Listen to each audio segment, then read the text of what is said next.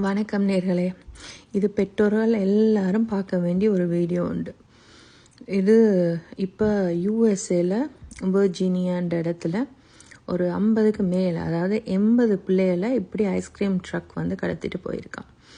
So இது புதிதல்ல, but ஆனால் இப்போ ஒரு ட்ரெண்டிங்காக இப்போ இந்த நியூஸ் வந்து நிறைய பேர் வந்து போஸ்ட் பண்ணுறாங்க.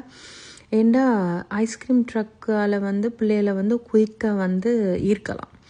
ஏண்டா பிள்ளைகளுக்கு விருப்பம் அந்த மியூசிக், ஐஸ்கிரீம் ட்ரக். இப்போ காசு கேட்டோன்னா டக்குன்னு அம்மா பெற்றோர்கள் கொடுத்துட்றது. அவங்க அதை வந்து ஒரு இதாக யூஸ் பண்ணி பிள்ளைகளை கடத்துகிறாங்க.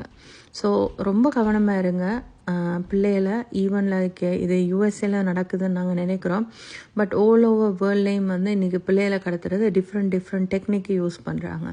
ஸோ வெர்ஜீனியா யூஎஸ்ஏல வந்து இப்படி ஐஸ்கிரீம் மூலமாக தான் பிள்ளைகளை கடத்துகிறாங்க.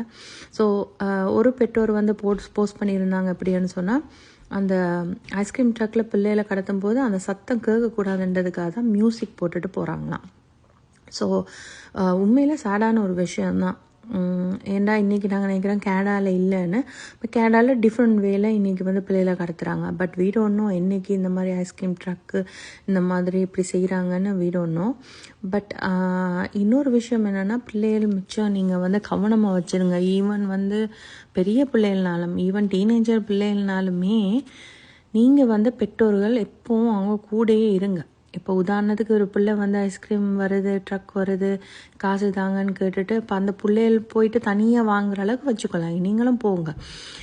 ஈவன் கூட வாஷ்ரூம்லையும் கூட, ஈவன் பப்ளிக் வாஷ்ரூமில் நீங்கள் எங்கே போனாலும், ஏர்போர்ட்டோ எங்கேனாலும் பிள்ளைகளோட போங்க. ஈவன் அது டீனேஜர் பிள்ளையாக இருந்தாலும் பரவாயில்ல. ஏன்னா இப்போ வாஷ்ரூம்லையும் கூட வித்தியாசமான அந்த அப்யூஸுகள் நடக்குது. ஸோ அதனால பிள்ளைகளை வந்து டீனேஜர் ஆகிட்டு சமாளிக்குங்க அப்படின்னு நீங்கள் நினைக்காதீங்க. பெற்றோர்களாகி நீங்கள் தான் வந்து அந்த பிள்ளைகளை பாதுகாக்கணும். இன்றைக்கி எந்த ஒரு இடத்துல இருந்தாலும் நீங்கள் அவங்களோட பக்கத்துலேயே இருங்க. அது மாதிரி ஒரு பாதுகாப்பு எதுவுமே இல்லை. ஸோ பிள்ளைகளை தனியாக விடுறதால தான் இந்த மாதிரி நிறைய இந்த மாதிரி கடத்தல்கள், இந்த மாதிரி பிள்ளைகள் மிஸ்ஸிங் நிறைய கேஸ்கள் நடக்குது. ஸோ மிக ஜாக்கிரதையாக இருங்க. உங்களோட பிள்ளைகள் உங்களோட கையில் தான்.